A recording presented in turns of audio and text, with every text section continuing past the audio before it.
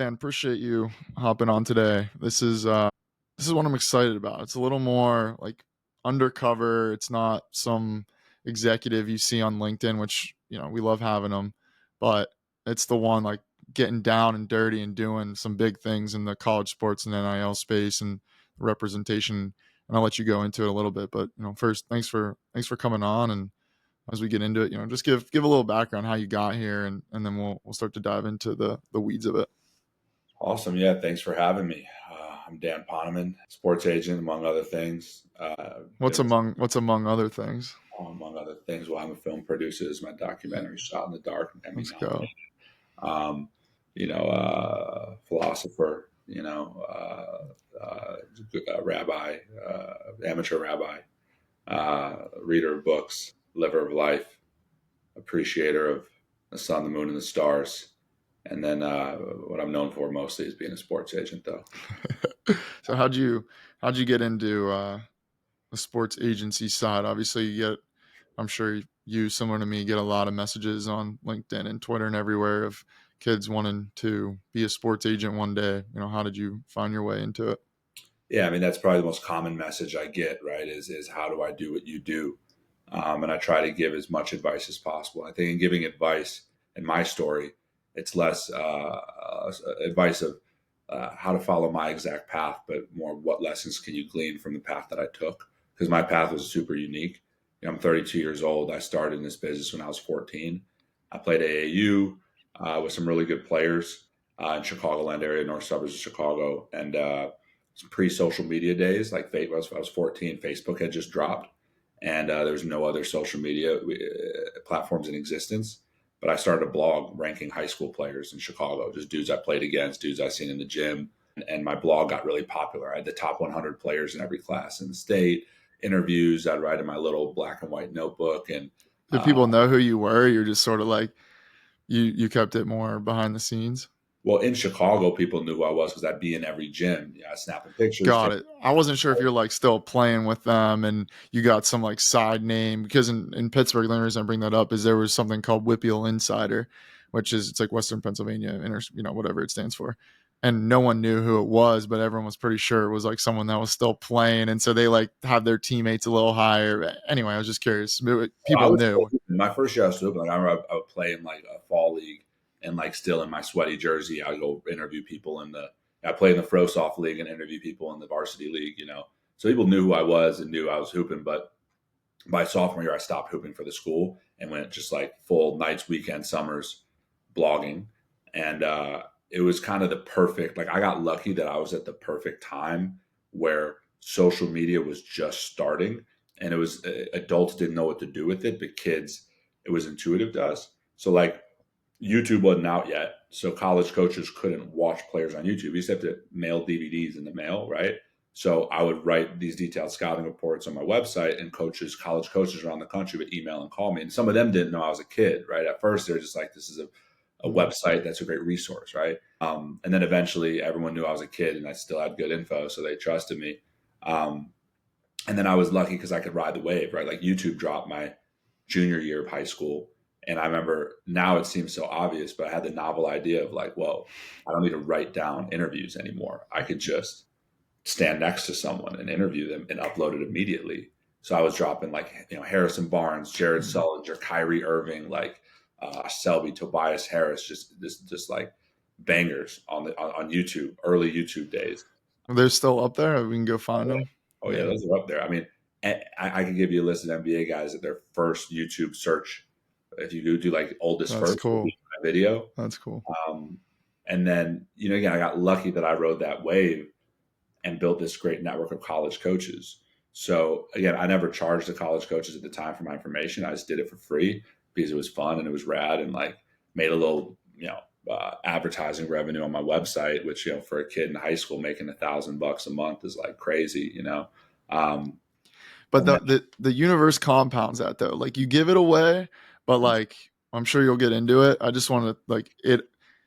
It's fine to give stuff for free. Like it compounds later. Like it always comes back.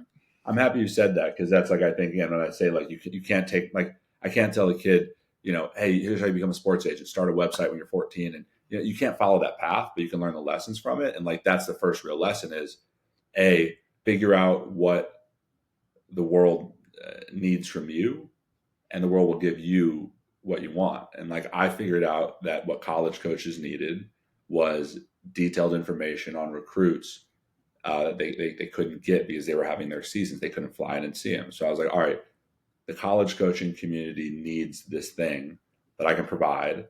And if I provide it to the 10 coaches who are willing to pay a 15-year-old, I have 10 relationships. If I just give it to everybody for free, I'm gonna get people hooked. I'm like a crack dealer, right? You get them hooked, Mm-hmm. and then they keep coming back. Yeah. And I used to go to like I would show up at AAU tournaments or high school tournaments where coaches were there scouting, and I would have stayed up like all night for the week before doing detailed scouting reports on every kid there, player rankings, who's offering them, what their phone numbers are, print them out in packets, and just walk up to every coach in the section and just give them for free. And they're like mind blown, you know. And at the time, I didn't know what those relationships would lead to. I was just like, all right, I'm building a foundation for something. I'm like the worker ants that are building a little hill. You don't know Mm-hmm. what it's going to be for. You just carry the leaves, right? From there, when I was 17, I was going to go to Northwestern to be a team manager. There's Bill Carmody, Tavares Hardy were the coaches. And I just decided that I didn't want to tie myself to one school. I wanted to keep working with everyone. So I left high school early and went full-time scouting. And I mean, I could give you the whole story after that, you know, but the rest is history, you know.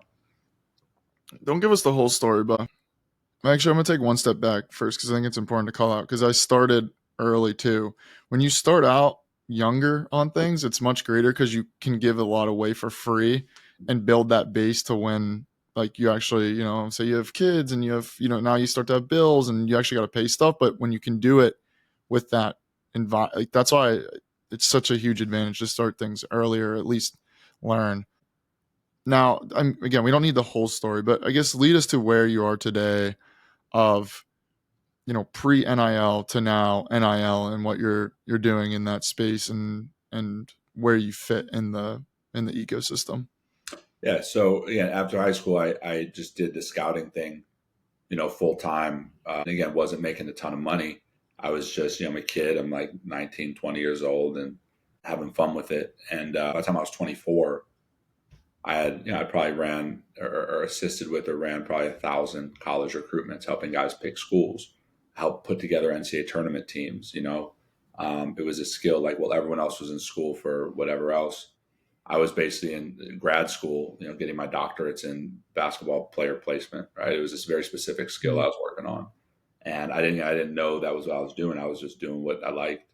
So I got to be about 24, and that's when I was like, okay, I got a girlfriend now. I got 6 roommates. I got to actually make some money. What career am I qualified for? And I realized I had all these guys I had helped get through college that would ask me for help picking an agent. And they'd come to me, hey, Dan, will you help me find an agent? And I realized that a lot of them were actually subtly saying, hey, Dan, like, I want you to be my agent. I want you to help me. But I didn't want to take on that responsibility. Like maybe I was too young. I didn't believe in myself. Maybe I thought that, I had an archetype of what an agent was of like, Jerry Maguire, show me the money, manipulative, money hungry, and it was like, I'm not that. I like to help people for free. Right. But then, that first year when I was 24, I became an agent, and right away it just clicked. I was like, yeah, this is the same thing I've been doing for a decade. It's just I get paid now. And my first 5 or so years as an agent were challenging. All things considered, for being a rookie agent working for myself in my mid 20s, I was doing well. I got a few guys drafted, got probably 10 NBA call ups, great careers overseas. I was fighting the good fight, but I was a middling, agent scrapping for my piece of the pie.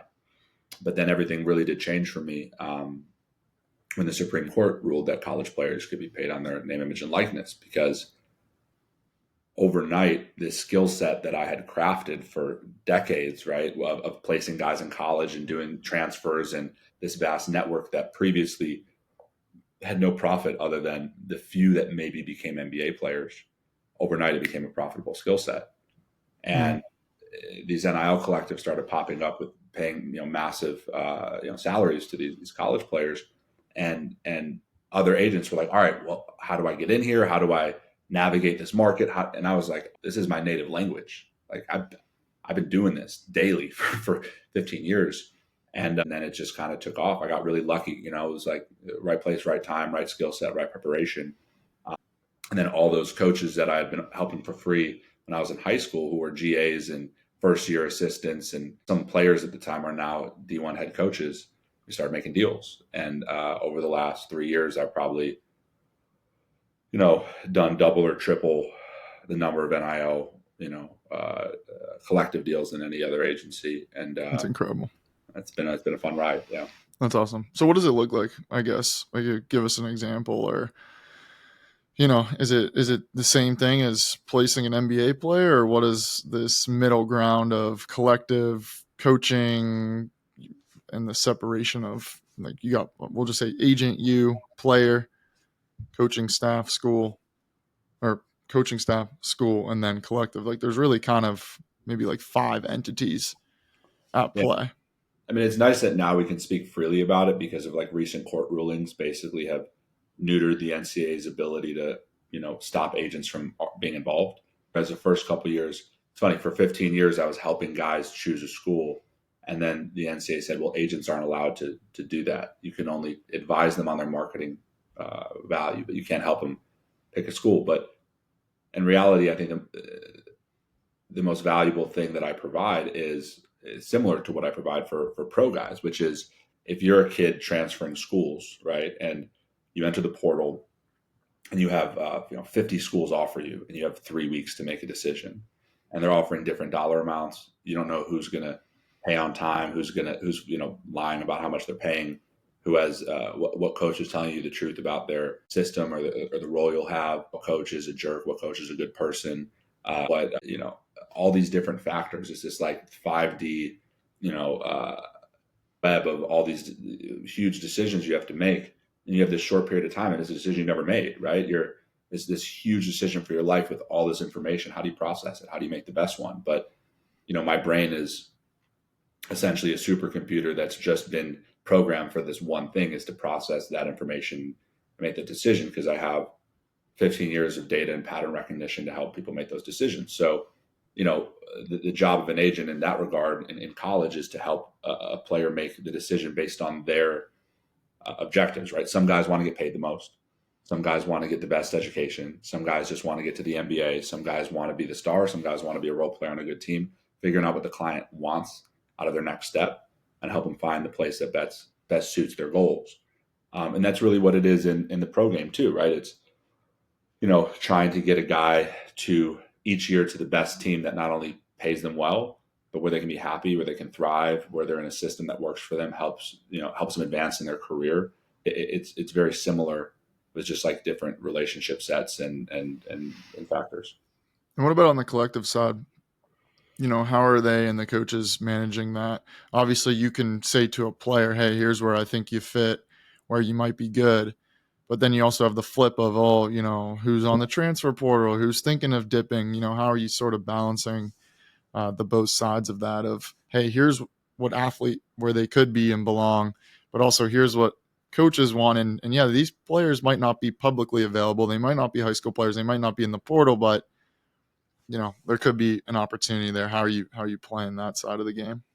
Yeah, well, it's a tricky dance for me because I have such close relationships on all sides of the game, right? Like I can't just come in and convince mid-major guys to transfer and screw over mid-major programs. But at the same time, as an agent, you can't let your affinity or your relationships with coaches get in the way of doing the best job for the client. So like my strategy with low and mid-major guys who might transfer is never to tell them you should enter the portal, but more so to say, hey, if you're interested in entering the portal, let me know, and I'll give you an accurate analysis of what you can expect, right? So instead of just throwing crazy numbers and saying, oh, if you leave, you're going to get $1 million, it's, hey, tell me if you're interested. And if you are, I will go out there and gather data for you. I'll talk to high major coaches. I'll talk to coaches at all levels. I'll understand how they view you, what your market value might be. I'll provide that information. And then you can decide if leaving is right for you or if staying is right for you. And it's not my decision, it's yours. So then if a player decides, hey, I decide I want to leave, will you represent me?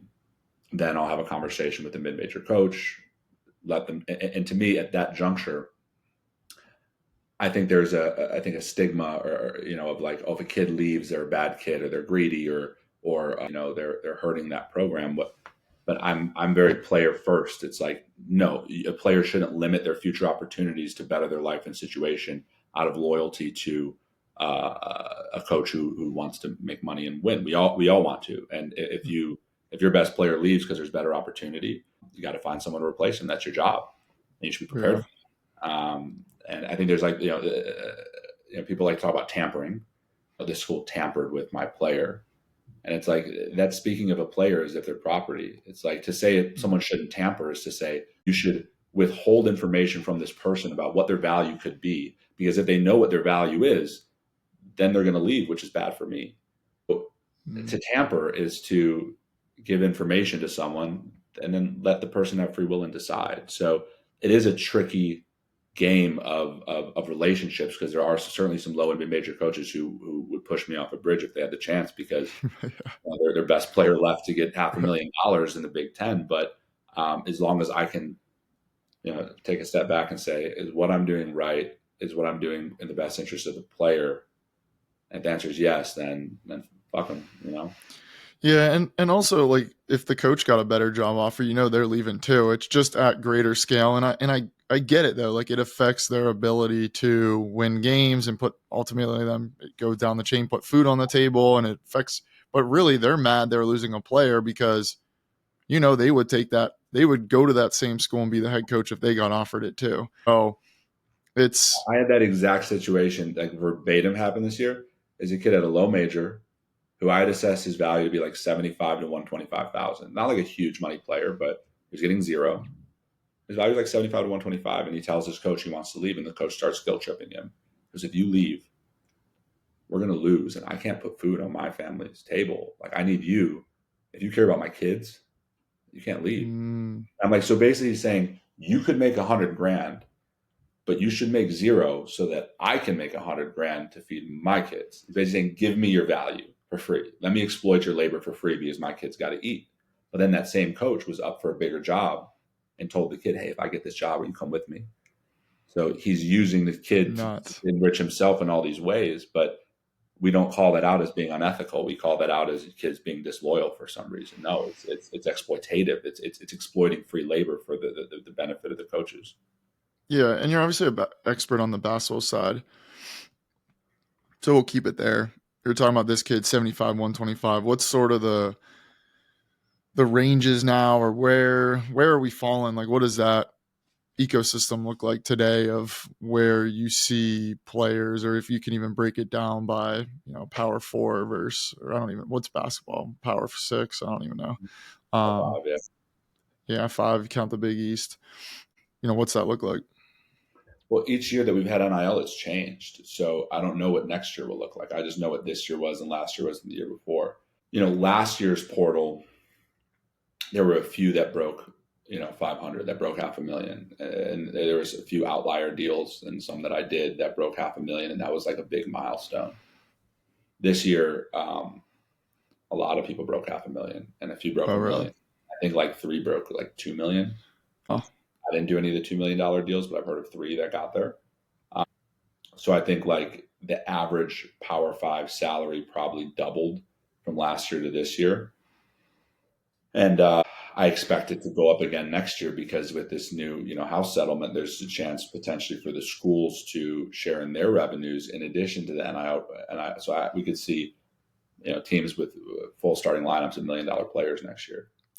and are these more like high major to high major transfers, like graduate? We also lose that, I think, next year, which will probably impact valuations, because you had a lot of fifth year guys. You get a Spencer from, he went Loyola to Rutgers to UConn. Well, he's not going to UConn if he didn't have that. His last year was Rutgers. So I think we do lose a little of that also. There still might be guys that are just moving every year, just moving up the chain every year. Though Yeah. one thing that isn't talked about enough in the public is like the academic implications of multi-time transfers. It's really hard to get if you go to 3 schools or 4 schools to graduate and to become eligible, because not every school accepts credits from other schools. So I've ran into a lot of issues where guys want to transfer a second or third time and they just can't do it because they're transcripts. Um, but yeah, high major to high major transfer is definitely the most valuable. I mean, there's Coleman Hawkins and Jeremy Roach and guys like that. But I know a number of guys who went mid major to high major who are making $500,000 to $1 million, and even now this year more so than the previous year, some mid majors have solid NIL collectives. I know guys at mid majors making 50, 60, 70, 100,000, even 125, 150 at mid majors. So um, uh, the money's trickling down, and I think with this new house settlement, again, we're gonna see even some lower level schools that can use some of their the school's revenues to compensate guys. And it's interesting because low and mid major basketball generally is not profitable, right? If you look at it just from a P&L, ticket sales, merch sales, TV revenue, like outside of the Power Five, low and mid major basketball is not profitable. You're spending more money on travel and these and coaching salaries and all these things than you're making at the gate.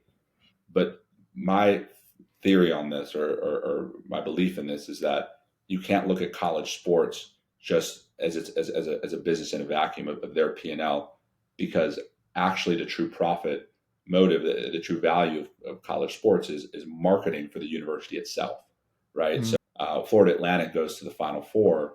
The applications to Florida Atlantic go up by 7% the next year. The schools bring in so much more revenue that that team is a marketing arm for the school itself. So when people say NIL is pay for play, it's not true name, image, and likeness, I disagree. The school is using their name, image, and likeness to market the school. So I think that these players are underpaid in that regard because of a winning team. How many kids apply to Duke every year? Because it's Duke, Mm. right? When there's other equally good academic schools that don't have a basketball team that's winning championships, right? So what do you think the true value is? Like if you had to go, this is where it should be. We can look at the NBA, right? Jaylen Brown, or not Jaylen, Jason Tatum. It was Jaylen Brown last year. Now Jason this year, the two largest deals. What is that, like 62 mil a year, right? Like where do you see a peak of college basketball, of a fair valuation of what it could be if you had a team of stars? You had a Jason Tatum equivalent too. Like right now, it's at like 2 mil is sort of what I'm gathering. But It's impossible to say a number because we've never got, like, in anything in America, the market, a free market, with some regulation, maybe, but a free market will end up landing exactly where it's supposed to and tell you what the value of something is. But we've never had a free market in college basketball. There's been all these crazy amateurism rules and red tape and all workarounds, stopping us from actually knowing what their true value is. But if you tore it down and restarted and called it a pro sport, we'd find out how valuable is it to Duke to always have a top 10 team. It might be worth $20 million, $30 million, $50 million from that school, because that keeps them where they're at. How valuable would it be to a mid-major school that wants to be viewed in that light? Would an investor come in and say, we're going to invest $100 million in that basketball program because we want to be a household name? We won't know until we have the opportunity to let the market do its thing. That's interesting. Do you see anything? You brought it up there from private equity lens of even on the basketball. Like, have you heard any rumors or things that could potentially happen there as it becomes more like a pro league?